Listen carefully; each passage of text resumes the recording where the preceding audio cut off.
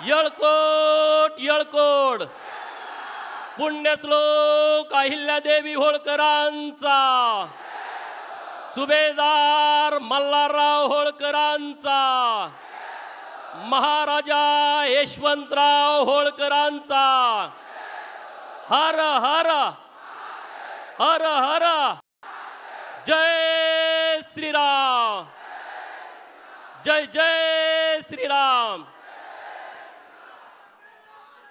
ज्या मनगटामध्ये बळबुद्धी आणि चातुर्य असतं तोच सुकृतत्वावरती लोकाभिमुख राजा बनू शकतो। हे तत्व अखंड जगाला ज्या माऊलीनं दिलं त्या पुण्यश्लोक अहिल्यादेवींच्या जयंतीचं हे त्रिशताब्दी वर्ष आहे आणि या त्रिशताब्दी वर्षाच्या निमित्तानं मे महिन्यामध्ये 2 वेळा 6 मेला महाराष्ट्राचं अख्खं मंत्रिमंडळ घेऊन चौंडीच्या पावनभूमीमध्ये आलेले आणि आता पुन्हा अभिवादन करण्यासाठी अहिल्यादेवींचे खरे भक्त आहेत। जे नुसतं भाषणापुरतं मर्यादित नाही तर ते कृतीतून ज्याने सिद्ध केलाय ते या महाराष्ट्राचे लाडके मुख्यमंत्री, या महाराष्ट्रातील गोर गरीब पीडित प्रतारित अपमानित वंचित उपेक्षित शेतकऱ्यांचे कष्टकऱ्यांचे बहुजनांचे हृदय सम्राट माननीय देवाभाऊ इथं आलेले आहेत। त्यांचं जोरदार टाळ्या वाजून आपण स्वागत करावा। अनाथाचे नाथ एकनाथ शिंदे साहेब जे इथं मुख्यमंत्री असताना आले होते, आता पुन्हा तिसऱ्यांदा ते आपल्या चौंडीमध्ये आलेले आहेत, त्यांचंही जोरदार आपण स्वागत करावं। ज्यांनीही आपली अहिल्याभूमी डेव्हलप केली ते आपल्या समाजाचे ज्येष्ठ नेते माननीय अण्णासाहेब डांगे साहेब, चौंडी गावचे सुपुत्र आणि महाराष्ट्राच्या विधान परिषदेचे सभापती माननीय राम शिंदे सर, जिल्ह्याचे पालकमंत्री माननीय राधाकृष्ण विखे पाटील साहेब, ज्यांच्याकडे ओबीसी खात्याची जबाबदारी आहे, 346 जातींची काळजी घेण्याची जबाबदारी दिलेली आहे ते माननीय अतुल सावे साहेब, क्रीडा मंत्री माननीय दत्ता भरणे साहेब आणि व्यासपीठावरील सर्व मान्यवर, आणि खरं ज्यांचा विशेष उल्लेख केला पाहिजे माननीय चौधरी साहेब, देवाभाऊनी ज्यांच्यावरती जबाबदारी दिली होती पुण्यश्लोक अहिल्यादेवी जयंतीची, त्यांच्यासाठी जोरदार टाळ्या वाजवा। देवाभाऊ आज काय बोलावं सुचत नाही, कारण जयंतीला आम्ही दरवर्षी येतो, मी 10वीला असल्यापासून जयंतीला येतोय, पण अहिल्यादेवी भाषणात सांगणारे आणि अहिल्यादेवींचं नाव भाषणात घेणारे महाराष्ट्रात अनेक राज्यकर्ते आहेत, परंतु कृती शून्य। आम्ही एक आंदोलन करायचो, सरकारनं अहिल्यादेवींची जयंती साजरी करावी, 4 ओळीचा शासन निर्णय सरकारनं काढणं अपेक्षित होतं, परंतु हे सगळे लोक सिनियर लोक आहेत, तरुण पोर आहेत, रोज आंदोलन, मागणी काय, सरकारनं अहिल्यादेवींची जयंती साजरी करावी। सरकार 4 ओळीचं पत्र काढायला तयार नव्हतं।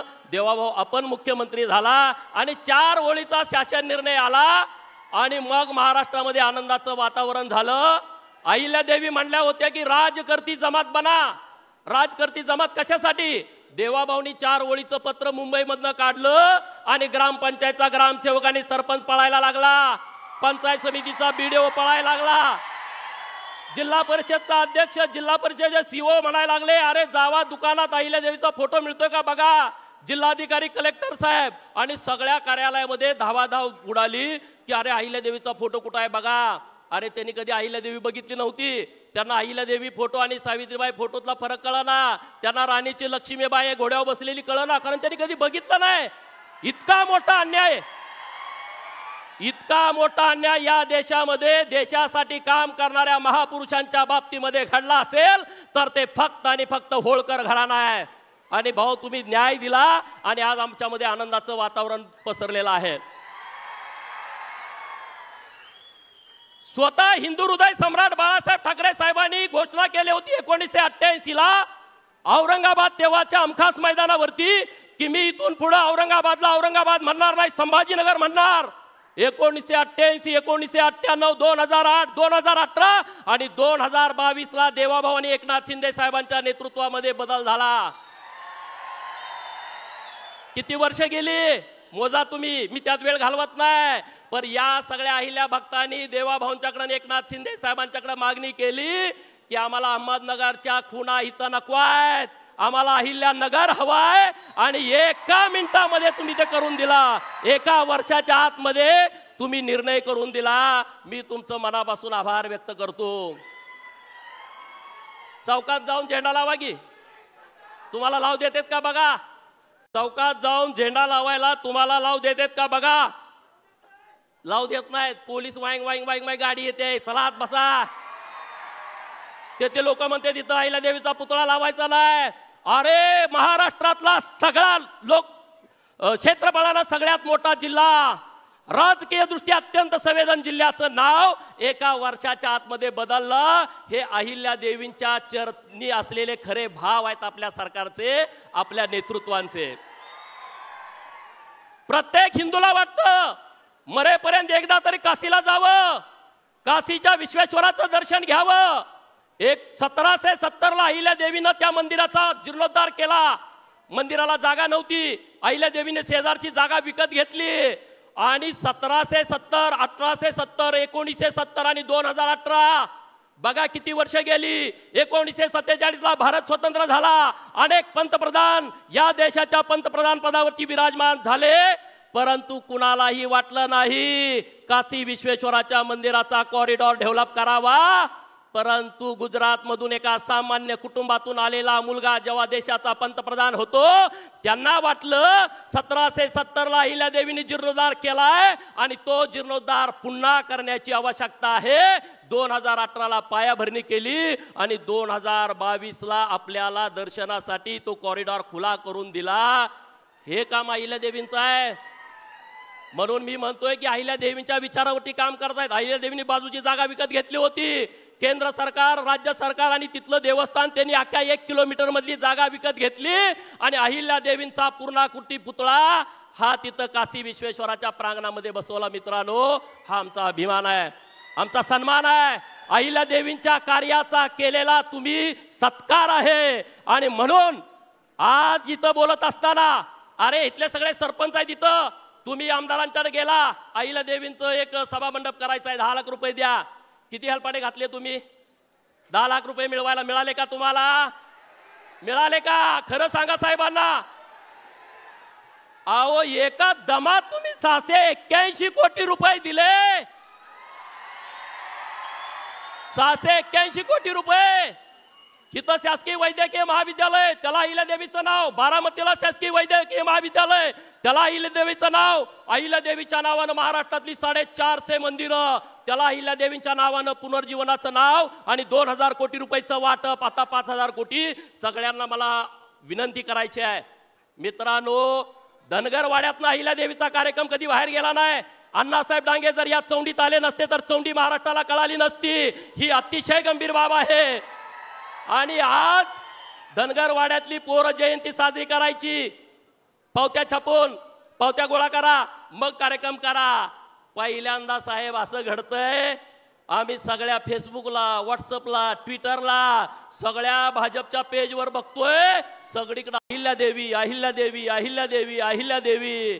नुसतं महाराष्ट्रात नाही, नुसतं मध्य भारतात नाही, काश्मीर पासून कन्याकुमारी पर्यंत, बंगालच्या उपसागरापासून अरबी समुद्रापर्यंत अशा विशाल भारतामध्ये नरेंद्र मोदी साहेबांच्या नेतृत्वात आणि चांद्यापासून बांद्यापर्यंत अशा विशाल महाराष्ट्रामध्ये देवाभाऊंच्या नेतृत्वात अरे 10 दिवस जयंतीचा कार्यक्रम सुरू आहे। साहेब आम्ही सर्वजण ऋणी आहोत। अहिल्यादेवींना 300 वर्षानंतर न्याय मिळाला। 300 वर्षानंतर सगळे उभा राहून टाळ्या वाजवून माननीय नरेंद्र मोदी साहेब, माननीय देवाभाऊ, एकनाथ शिंदे साहेब सगळे उभा राहून जोरदार टाळ्या वाजवा। सगळे जोरात टाळ्या वाजवा, जोरात जोरात आवाज आला पाहिजे, जोरात। अरे असं होणं शक्य नाही आहे। राष्ट्रीय स्वयंसेवक संघ आणि भाजपानं जे काम केलंय ते गेल्या 300 वर्षात कुणी केलं नाही मित्रांनो। साहेब या आमच्या भावना आहेत, भावना हृदयातल्या भावना आहेत.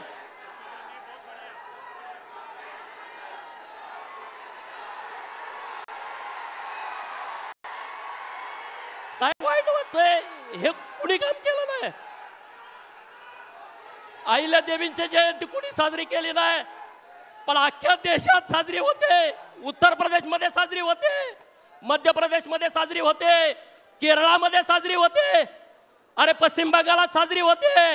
एकमेव महापुरुष अहिल्या देवींची जयंती अखंड देशामध्ये साजरी होते. मित्रांनो, आम्ही तुमच्या कायम ऋणात राहू. अहिल्या देवींना तुम्ही इतका सन्मान दिला, कारण अहिल्या देवीने काम सुद्धा या देशासाठी केलं होतं, कुठल्या जातीसाठी केलं नव्हतं, अखंड हिंदुस्थानासाठी काम केलं होतं, अखंड हिंदुस्थानासाठी. परंतु इतिहासकार जातीवादी निघाले. इतिहासकारांना लिहू वाटलं नाही. सुभेदार मल्हारराव होळकर एका मेंढपाळाचा पोरगा, अरे ज्याचा बाप राजा नव्हता, ज्याची आई राणी नव्हती, एका मेंढपाळाच्या पोटी जन्मलेला मेंढक्याचा पोरगा स्वतःच्या हिमतीवरती, धाडसावरती, पराक्रमावरती आणि तलवारीच्या पातीवरती सुभेदार होतो. आणि महाराष्ट्र नव्हे, त्यांचं गाव सातारा जिल्ह्यात आहे होळमुरुम, त्यांचं मामाचं गाव आहे नंदुरबार जिल्ह्यामध्ये तळोजाला. पण मध्य भारतामध्ये जाऊन सगळ्यांची दानादान उडवून देतो. थोरले बाजीराव पेशवे यांनी मल्हाररावांना संधी दिली, त्या संधीचं सोनं मल्हाररावांनी केला. छत्रपती शिवाजी महाराजांच्या पश्चात छत्रपती शिवाजी महाराजांचा मृत्यू आहे 1680चा, धर्मवीर छत्रपती संभाजी महाराजांचा मृत्यू आहे 1689चा, आणि सुभेदार मल्हारराव होळकरांचा जन्म आहे 1693चा.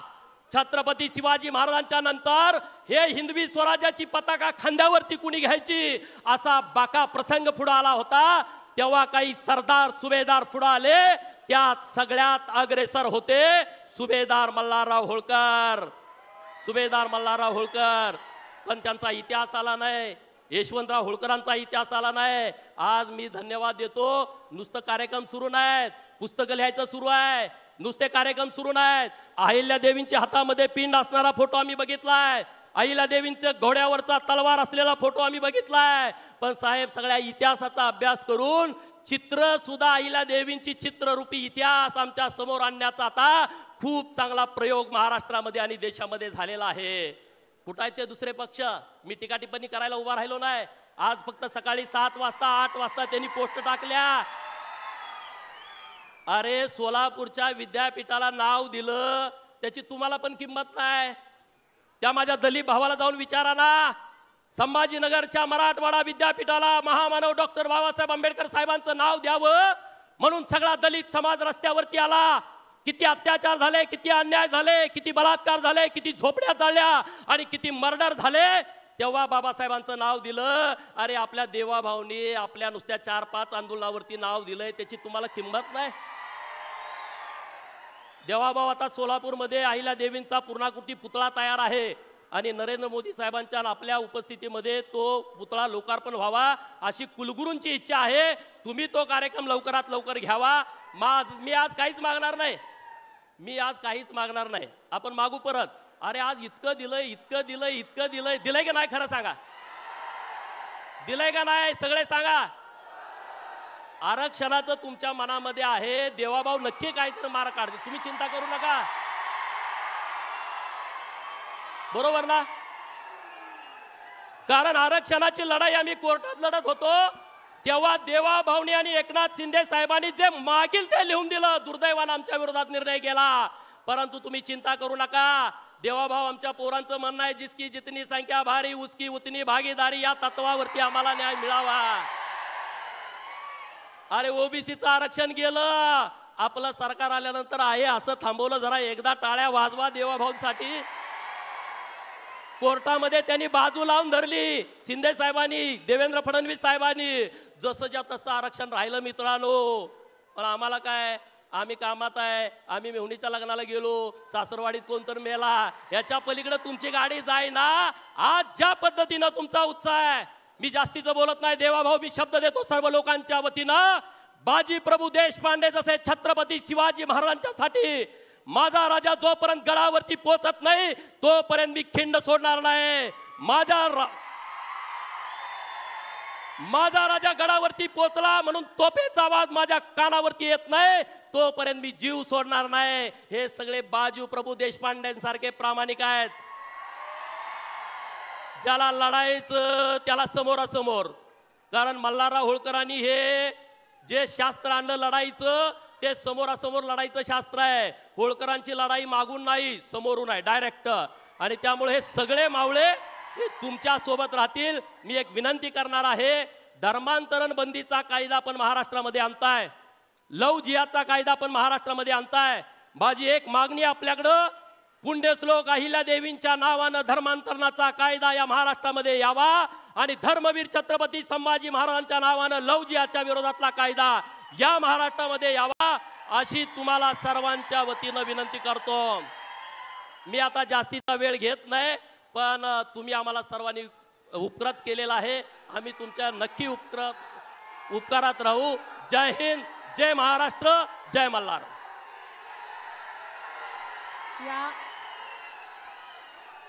गोपीचंद पडळकर या अत्यंत तेजस्वी आपणा सर्वांना प्रेरित करणाऱ्या या भाषणानंतर मी विनंती करते आहे विधान परिषदेचे सभापती चोंडीचे सुपुत्र माननीय राम शिंदे साहेबांना, त्यांनी कार्यक्रम